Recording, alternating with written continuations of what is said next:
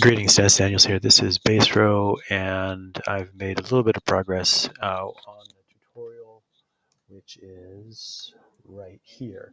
So I needed to actually go in and create these things in the database. I'm using a Loadify getting started, and let's go back to our database. So let's take a look. Sorry. All right, so I needed to create a title, description, type, and restart it. All of those things are now created right here. Now, something to keep in mind is that when I'm going to change this, I'm going to call this something like first entry, enter. And let's zoom out a little bit because it's hard to read. All right, so I've got notes, active, title. This is a long, text, single line text.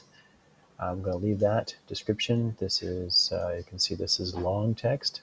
And here, this is where I was confused about what this meant when we look at this right here, single select. What does that mean? Well, that means when you click on here, edit the field, baserow offers this option of giving you multiple select, formulas, lookups, etc. In this case, I just needed single select. So that's what I did. And I want to add a new, let's just feature request, bug report, question. We'll add an option for paid support. There we go. We like that one. And click change. And now when I go here, I can click and it will see that I have this new field there.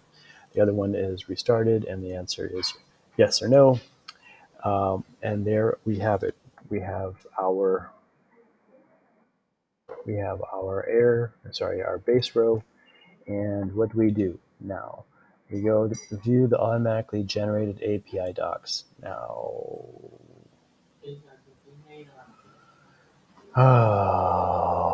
okay, view the automatically generated API docs. Now, that's a great question. Where is that automatically generated API doc?